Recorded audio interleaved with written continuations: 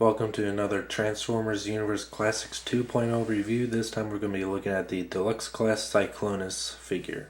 In Cyclonus's vehicle mode, he is described as a hypersonic starfighter. Still looks like a jet to me.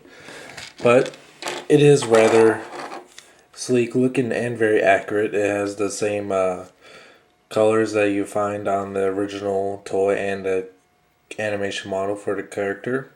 It does have a cockpit in the middle, but the windows are so small that I cannot really tell there's like any details on the inside of them, like seats or anything. But it still looks like there could be. I do see some like minor molding in there, but it's too hard to make out. It does have some cannons here on the top that aren't posable, or they're just molded right into the nose cone. It does have a few landing gears on the bottom. One goes in the front, and two are in the back. Not much kibble on the bottom. Just you can see the Decepticon symbol on the bottom, and see, well, you only see the back of it, not the front. And the legs actually go pretty well in with the rest of the vehicle. There was a little bit of a problem with this figure while unboxing it. I didn't think these could be really attached in any way, but these were actually disconnected here.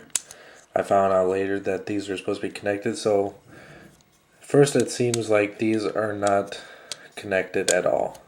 But you just gotta make sure that these are pinned into place, which actually surprisingly give it a lot of a very secure feeling, because now there's hardly any wobbling going on there. But the legs here really do not, as far as I can tell, do not snap into place anywhere. You can take Nightstick. Yeah, his name's Nightstick. Sorry, I forgot. Which is a Targetmaster partner, and there's a hole here on the top that you can pin him to it, which will give him some more weaponry in this mode. He doesn't have any other features really, except the very tip of his nose cone does go in and out, but that's only because of the transformation. The cockpit is actually really nicely detailed once you start looking at it. But still, like I mentioned earlier, can't really tell anything in it. The only problem I have with the color here is this copper brown that they chose here. It's a little bit, seems a little bit out of place. I don't have the original Generation 1 figure, so I'm not sure this is present on that, but it just seems kind of weird to me, especially while compared to this kind of rather dull gray here. The only real major downside I see with this figure, in this mode anyway, that he has this feature in the movie and some of the episodes that Galvatron can ride in him, but this figure is not capable of having Galvatron ride in him, no matter how much you try.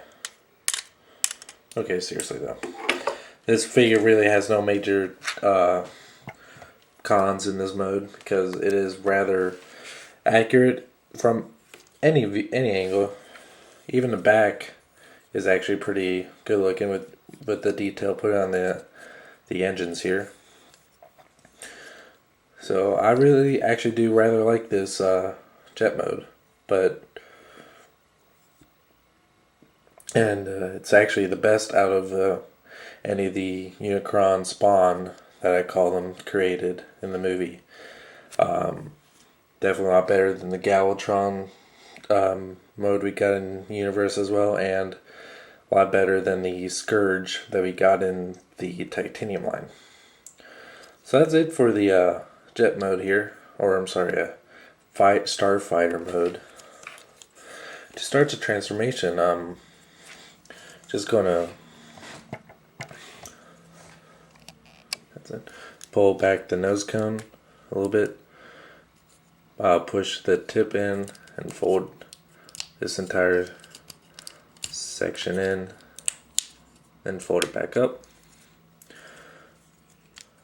Detach the wings from the rest of the body, rotate them around, and then you can go ahead and snatch it, attach them in place there. Rotate the wings down again, extend what will become the arms here, and one really nicely molded fist there, and one fist that actually has a hole in it for his gun. We're not done with the arms yet, but let's go on to the legs. Now, they did something pretty clever here. They could have gone the real easy way that's been done in hundreds of Transformers. They could have just had it where you pull on the lower legs and that would be it. But they did a more unique way this time. The lower leg is actually split in two pieces. And you fold down the front piece here and then the back piece, and they fit real snugly in place and so perfect and seamless that you can't even tell that it's supposed to split in half there. So I was really surprised by that, and just repeat for the other side.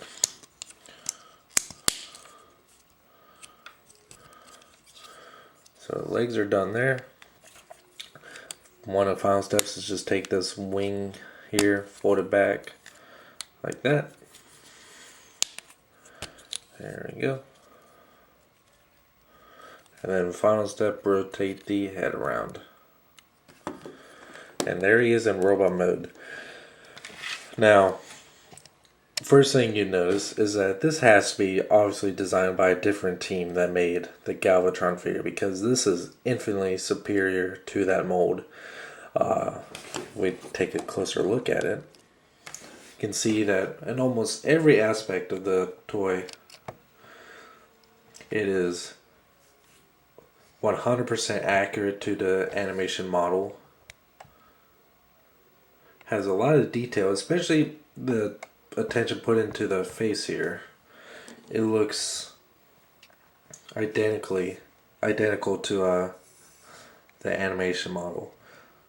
Even they put a little, I didn't notice this until now, but they actually put like a little bit of a snarl there, which I thought was just a straight line, which is actually pretty surprising now that I look at it. That it's actually fairly small, and they put that much attention into a facial expression that small. And other parts of his body have other detail. I don't remember if his abs are supposed to be this color, but I thought that all of the Unicron spawn was supposed to have red abs, like Galvatron did. That is similar to Unicron, so I'm not sure if that's the right color or not, but still has the same look to him. The gray that was used on the thighs and the hands here is my really only complaint about the color of this toy in this mode, because especially in this lighting here, it just looks kind of greenish almost. Definitely does, I guess, kind of goes along with brown used on his wings, but it doesn't distract too much. But if you get in the right light, it is kind of hideous looking. But other than that, it is very nicely detailed, and not only just a great transforming toy, but it's also a really great action figure in this mode. He has full range of posability. Nothing too outstanding, just typical that you find on any action figure. So yeah, you can do a wide range of poses in this mode.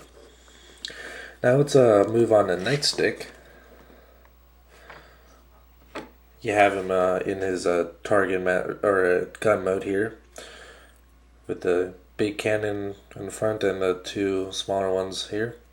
Very simple transformation with this, similar to all master figures and minicons. Just fold the two smaller cannons down and around, fold these feet over, and the big gun goes on the back. Very classic minicon-ish transformation. But one thing I was really surprised about with this guy is that he has not only does he have a really great out of light there. Okay. He has a lot of detail in the face. Of course, not as much as Cyclonus here, but still, it's pretty surprising that they put this much attention in his face this small. And I was also really surprised that I don't think any other figure this small, including minicons, have it. I could be wrong, probably are, but this is the first time I ever noticed it. But it has a elbow articulation, which was one of the biggest surprises I've had with this package. So there we go. I'm gonna put him back into gun mode. Flip this down. Put the feet. And I'm not even calling it a problem. I don't see any reason why someone would, but you can only put the gun in his hand due to open fist. But I don't see any reason why anyone would rather put it in this fist instead of that one. Even me, even though I'm left-handed. Usually robots seem to be right-handed. But still looks really intimidating with this huge gun in hand. Even with the gun facing forward, it is still perfectly stable. Unlike his leader here, Galvatron, which can fall over just by a slight breeze. Doesn't even have to be stiff breeze. Speaking of Galvatron, let's take a little comparison between the two.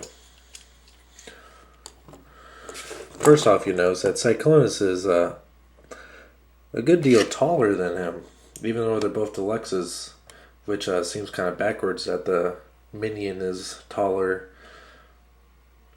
than his leader. And notice that I'm also supporting him by my hand. He will not stand up. So, yeah, Galvatron, huge disappointment case. But Cyclonus is definitely made up for him. Out of all the he's probably going to be one of the best universe figures to come out, especially with the 25th anniversary line. But so far, he is definitely the best Decepticon universe figure, in my opinion. Just overall perfect. Would not change a thing. Maybe except just some paint apps, but it's nothing too distracting. Only if you're searching for something to find a con about this figure. But other than that, perfect. Fully recommend him. I had low expectations of this toy just because I'm not a huge fan of the character myself, but I did low expectations. I went in with a very open mind with this toy, but I came out very pleased with it. Perfect Transformer in my opinion. Until next time, thank you for watching.